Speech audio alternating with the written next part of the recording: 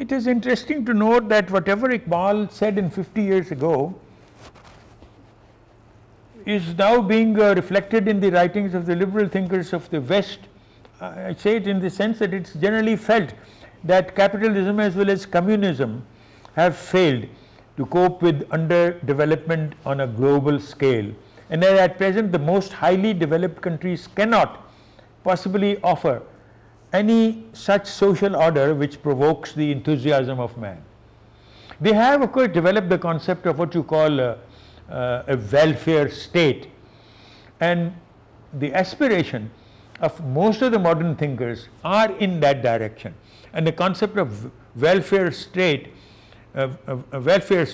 is equally critical of socialism as it is critical of capitalism, and this is precisely what Iqbal had visualized.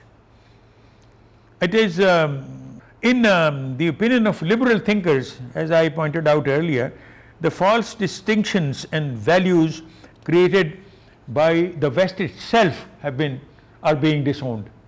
وہ سارا کچھ ہوا تھا Geneva میں مجھے ضیاء الحق کے زمانے میں جب شریف الدین پیرزادہ ہمارے غالباً لا منسٹر تھے، تو انہوں نے مجھے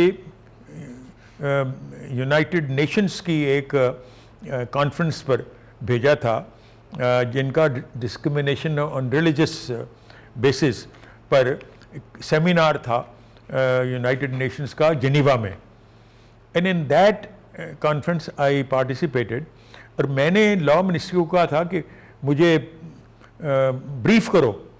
فارن منسٹری کو پہلے کہا بریف کرو، وہ کہنے لگے لا منسٹری سے پوچھے. نہ لا منسٹری نے مجھے بریف کیا کہ how should I defend the position of Pakistan because of the discriminatory laws which they have made against the Ahmadiyya community. تو نہ فارن منسٹری نے بریف دی، نہ ہی لا منسٹری نے دی.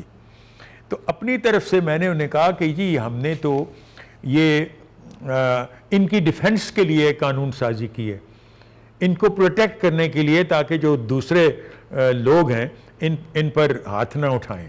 تو یہ ان کی اپنی پروٹیکشن کے لیے قانون سازی ہے. اور پھر میں نے علامہ اقبال کے پیسیجز پڑھے، قائد اعظم کے پیسیجز پڑھ کے ورلڈ کمیونٹی کو یہ یقین دلانے کی کوشش کی کہ ہمارے ہاں جو بھی تصور ہے وہ اقبال یا جناح کا جو تصور ہے وہ ہیومینیٹیرین ہے، اس میں کوئی اس قسم کی ڈسکرمنیشن نہیں ہے، نہ ہی ڈسکرمنیٹری لاز ہیں. اس پر پھر احمدی کمیونٹی کے آبزرورز وہاں بیٹھے ہوئے تھے جنہوں نے مجھ پر آبجیکشن کی کہ ہم ریکویسٹ کرتے ہیں جاوید اقبال صاحب کو کہ یہ اپنی گورنمنٹ کو کہیں کہ علامہ اقبال اور قائد اعظم کا جو تصور ہے ہیومینیٹیرینزم کا وہ نافذ کریں. اور یہ وہاں پر نافذ العمل نہیں ہے، عملی طور پر کیفیت وہاں مختلف ہے. ہماری پرسیکیوشن ہو رہی ہے، جس پر پھر ووٹنگ ہوئی اور ووٹنگ ان کے حق میں گئی اینڈ وی لاسٹ.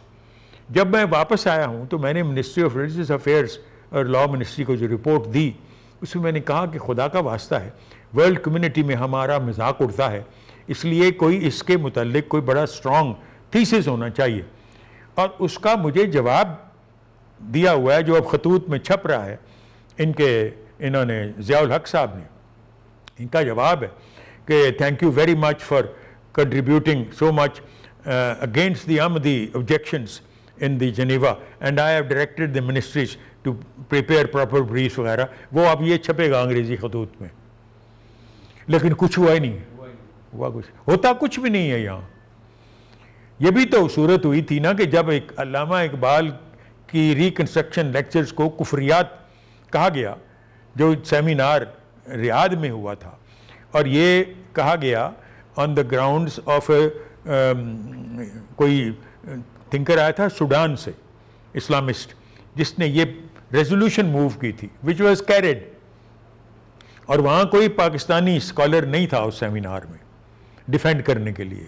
نوائے وقت reported this matter. Report was read by Zia ul Haq. He sent this report along with his letter asking me کہ کوئی تجویز آپ دیں کہ ہم اقبال کو، عربوں کو کس طرح سمجھائیں کہ اقبال کا پیغام کیا ہے.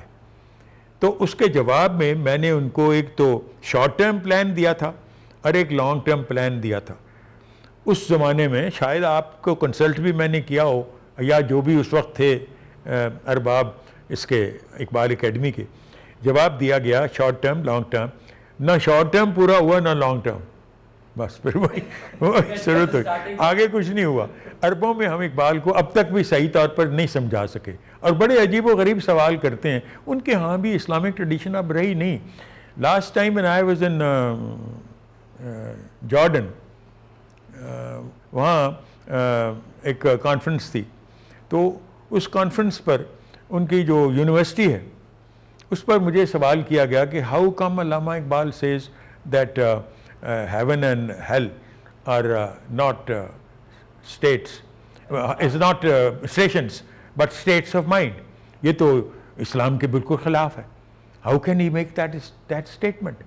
یعنی ان کی فلاسفی کے ڈپارٹمنٹ میں نالج کا لیول ان کی یونیورسٹی میں یہ تھا کہ they were not aware of کہ یہ اقبال پہلا شخص نہیں ہے جو یہ کہہ رہا ہے کہ heaven and hell are states of mind.